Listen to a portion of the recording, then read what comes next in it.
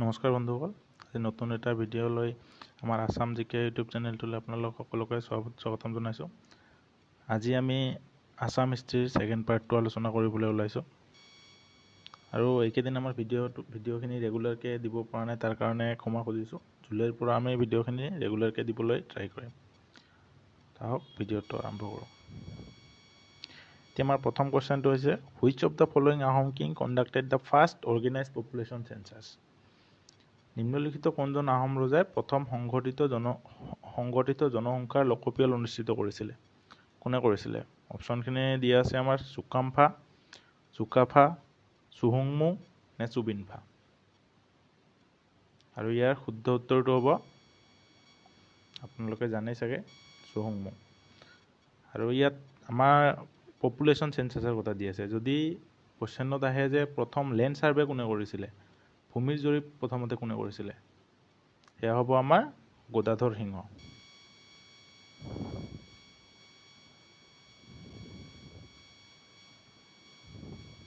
গদাধৰ সিংহ। Okay. আৰু এটা কথা আহে, গদাধৰ সিংহ। এতিয়া চুহুংমুঙৰ বিষয়ে আমি জানিব লাগিব। আৰু চুহুংমুঙে আৰু কি কৰিছিলে? চুহুংমুঙে শদিয়ে খোৱা গোহাঁই বুলি এটা আমাৰ পদ আছিলে নাই? শদিয়ে খোৱা গোহাঁই পদটো কোনে প্ৰথমতে আৰম্ভণি কৰিছিলে? সেইজনো আছিলে আমাৰ চুহুংমুং। আৰু প্ৰথম শদিয়ে খোৱা গোহাঁই কোন আছিলে? ফাৰাচেংমুং বৰগোহাঁই। ফাৰাচেংমুং বৰগোহাঁই কোন আছিলে? আমি যে সকলোৱে জানো কি, বীৰাংগনা মূলা গাভৰুৰ গিৰিয়েক আছিলে ফাৰাচেংমুং বৰগোহাঁই। ঠিক আছে, এতিয়া আমি পিছৰ কুৱেশ্যনটোলৈ আহিছোঁ। Princess Amritaprabha who married the princess of Kashmir মেঘবাহানা was the daughter of whom? কাশ্মীৰৰ ৰাজকুমাৰৰ মেঘবাহানৰ লগত বিয়া হোৱা ৰাজকুমাৰী অমৃতপ্ৰভা কাৰ জীয়ৰী আছিলে? অপশ্যনখিনি দিয়া আছে ভাস্কৰ বৰ্মন, ভূতি বৰ্মন, কল্যাণ বৰ্মন নে বালা বৰ্মন। কিছুমান জেগাত বল বৰ্মন বুলিও দিয়া আছে, বালা বৰ্মন হয় আচলতে। আৰু ইয়াৰ শুদ্ধ উত্তৰটো কি হ'ব? ইয়াৰ শুদ্ধ উত্তৰটো হ'ব আমাৰ কোন? বালা বৰ্মন। বালা বৰ্মনে আছিলে কোন? আমাৰ নিজৰ জীয়ৰীক কাশ্মীৰৰ ৰাজকুমাৰ মেঘবহনৰ লগত বিয়া দিছিলে। ঠিক আছে,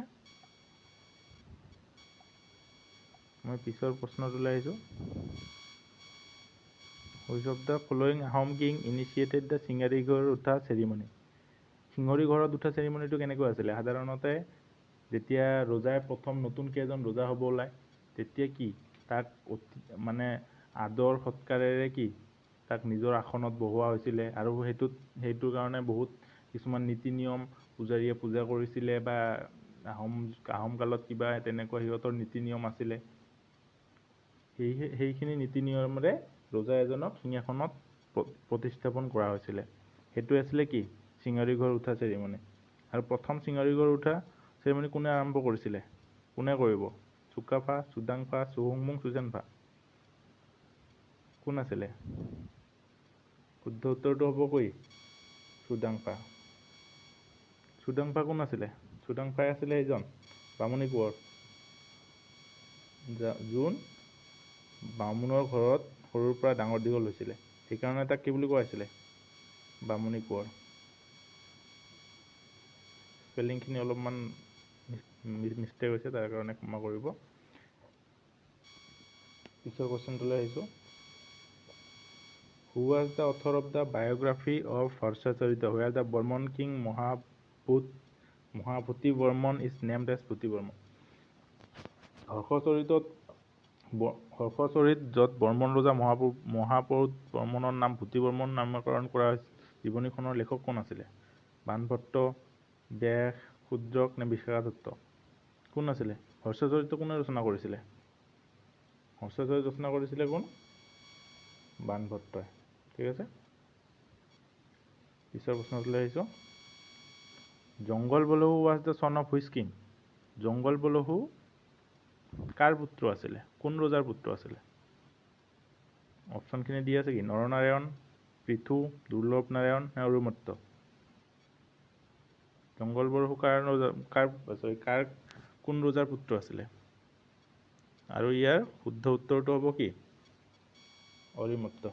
জংগল বৰফু অৰিমত্তৰ পুত্ৰ আছিলে। পিছৰ প্ৰশ্নটোলৈ আহিছোঁ। In ancient Kamrupa, Brahmadeya land was gifted to? প্ৰাচীন কামৰূপত ব্ৰহ্মদেয়া লেণ্ড নামেৰে কি আছিলে? মাটি দান দিয়া হৈছিলে। আৰু সেই দান দিয়া মাটিখিনি কি বুলি কোৱা হৈছিলে? কাক দান দিয়া হৈছিলে? সেই মাটিখিনি কাক দান দিয়ে? ব্ৰহ্মদেয়া মাটি বুলি এখন মানে যোনে ৰজাই দান দিছিলে, সেই মাটিখিনি কাক দিয়া হৈছিলে? কাক? ব্ৰহ্মদেয়া। কোৱেশ্চনটোতে আমাৰ এনচাৰটো আছে। ব্ৰাহ্ম মানে কি? ব্ৰাহ্মণ। ব্ৰাহ্মণকে দিয়া হৈছিলে। এই শুদ্ধ উত্তৰটো কি হ'ব? ব্ৰাহ্মণ। পিছৰ প্ৰশ্নটোলৈ আহিছোঁ। হু এষ্টাব্লিছ দ্য পজিশ্যন অফ চাৰিং ৰজা? চাৰিং ৰজাৰ পদবীটো কোনে প্ৰতিষ্ঠা কৰিছিলে? অপশ্যনখিনি দি আছে কি? চুকাম্ফা, চুহুংমুং, চুক্ৰাংফা, প্ৰতাপসিংহ। আৰু ইয়াৰ শুদ্ধ উত্তৰটো হ'ব কি? চুক্ৰাংফা। চুক্ৰাংফা বুলি দি আছে অপশ্যনত, সেইটো অলপমান ভুল হৈছে, শুদ্ধ কৰি ল'ব। এইটো হ'ব লাগে চুক্ৰাংফা। ঠিক আছে, এইটো চুক্ৰাংফা হ'ব লাগে। আৰু প্ৰথম চাৰিং ৰজা কোন আছিলে? চাৰিং ৰজা প্ৰথম কোন আছিলে? প্ৰথম চাৰিং ৰজা আছিলে চুক্ৰাংফা। আৰু চাওপৌলা বুলি এজন মানুহ আছিলে, সেই মানুহজনক চাৰিং ৰজাৰ পদবী দিছিলে। আৰু তেওঁ আহোম নাম গ্ৰহণ কৰিছিলে কি? চুকাম্ফা বুলি গ্ৰহণ কৰিছিলে। চুক্ৰাম্ফা বুলি গ্ৰহণ কৰিছিলে। আৰু চাৰিং বুলি যোনখন এৰিয়া আছিলে, জেগা আছিলে, সেই জেগাখিনি ক'ত আছিলে? আমাৰ ৰাইট বেংক ট্ৰিবিউটাৰী আছিলে কি? বুঢ়ীদিহিং নদীৰ পৰা যোনখিনি সোঁফালৰ ঠাই আছিলে, সেইখিনিতে চাৰিং বুলি কোৱা হৈছিলে সেইখিনি। আৰু তাৰে ৰজা হিচাপে প্ৰতিষ্ঠা কৰিছিলে কোনে? চুক্ৰাংফাই। পিছৰ প্ৰশ্নটো আহিছোঁ। Hiuen Tsang describe which Kamarupa king as aristocratic king of eastern India? কাক কৈছিল? হিউৱেন চাঙে কাৰ টাইমত আহিছিলে? আমি জানোৱে চবে, হিউৱেন চাঙে কাৰ? ভাস্কৰ বৰ্মনৰ সময়ত আহিছিলে। গতিকে ভাস্কৰ বৰ্মনকে এৰিষ্টক্ৰেটিক কিং বুলি ক'ব, বেলেগতো তেতিয়া কোনো ৰজা নাছিলে। এতিয়া বৰ্মন ডাইনেষ্টিৰ বিষয়ে যদি আমি আৰু ক'ব যে বৰ্মন ডাইনেষ্টিৰ প্ৰথম ৰজা কোন আছিলে? জানিব লাগিব আমি। প্ৰথম ৰজা কোন আছিলে বৰ্মন ডাইনেষ্টিৰ? পুষ্য বৰ্মন।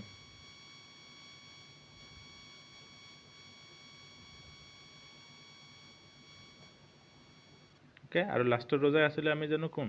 ভাস্কৰ বৰ্মন।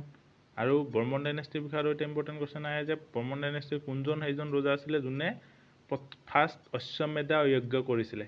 ফাৰ্ষ্ট অশ্বমেধা যজ্ঞ কোনে কৰিছিলে? সেইজন আছিলে কোন? মহেন্দ্ৰ বৰ্মন।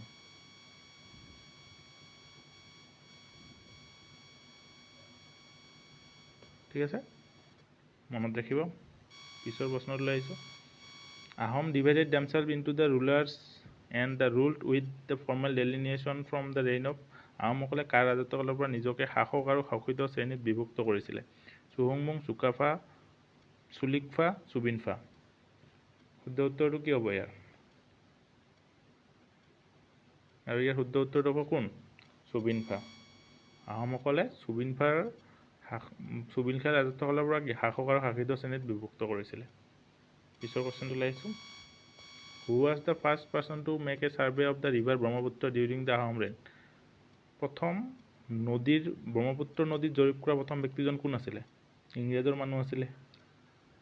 অপশ্যনখিনি দি আছে কি? ৰেনেল, উড, ডেনিয়েল ৰাউছ নে নেনভিল? কোন আছিলে? এই শুদ্ধ উত্তৰটো হ'ব কোন? ৰেনেল আছিলে। ৰেনেলে প্ৰথম ব্ৰহ্মপুত্ৰ জৰীপ কৰিছিলে। পিছৰ প্ৰশ্নটোলৈ আহিছিলোঁ। Nagajari Khanikar Gaon inscription belong to the period of which dynasty? Nagajari Khanikar Gaon inscription কাৰ ৰাজত্বকালত কাৰ ৰাজত্বকালত আছিলে নাগাজাৰী খানিকৰ গাঁও ইনস্ক্ৰিপশ্যন? আহোম ৰাজবংশ, পাল ৰাজবংশ, নৰকা ৰাজবংশ নে বৰ্মন ৰাজবংশ? আৰু ইয়াৰ শুদ্ধ উত্তৰটো হ'ব কি? বৰ্মন ৰাজবংশ। নাগাজাৰী খানিকৰ গাঁও ইনস্ক্ৰিপশ্যন বৰ্মন বংশৰ আছিলে। পিছৰ প্ৰশ্নটোলৈ আহিছোঁ। Who was the king of Kamarupa during invasion of Muhammad Shah the son of Iltutmish? Muhammad শ্বাহৰ আক্ৰমণৰ সময়ত আমাৰ কামৰূপৰ ৰজা কোন আছিলে? ইয়াৰ শুদ্ধ উত্তৰটো হ'ব কি? নৰনাৰায়ণটো হ'ব নোৱাৰে। ব্ৰহ্মপাল হ'ব জানো? ব্ৰহ্মপাল হ'ব নোৱাৰে। কোন আছিলে পৃথু আছিলে কমতা ৰাজ্যৰ ৰজা আছিলে এজন কোন আছিলে কিং পৃথু পিছৰ প্ৰশ্নটো আহিছো The second Burmese invasion took place in the year আমাৰ প্ৰথম Burmese invasion কেতিয়া হৈছিলে 1917 সেকেন্ডখন কেতিয়া হ'ব অপচন খিনিতে আমি দেখিয়ে গম পাওঁ 1830 হ'ব জানো সৰি 1817 1830 হ'ব পাৰে জানো 1773 হ'ব পাৰে নোৱাৰে ইয়াৰ অপচনটো কি হ'ব এ 1819 ত হৈছিলে তাৰ পিছত কি আহিলে তাৰ পিছত আমাৰ কি ইংৰাজক মাতি অনা হল ইংৰাজে তাৰ পিছত আহিলে ইয়ান্দাবু সাইন হল কি 1826 ত কিমান কি হল ইয়ান্দাবু চুক্তি স্বাক্ষৰিত কৰা হল আৰু কিমান 24 ফেব্ৰুৱাৰী 24 ফেব্ৰুৱাৰী 18 পিছৰ প্ৰশ্নটো আহিছো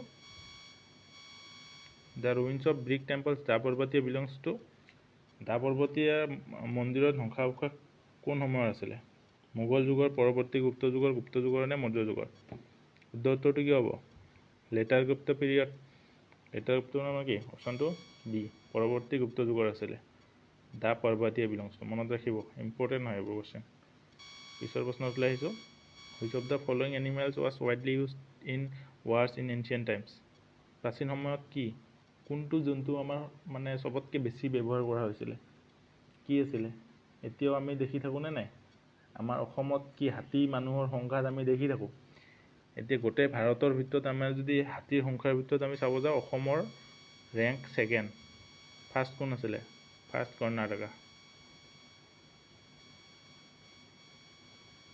কৰ্ণাটকা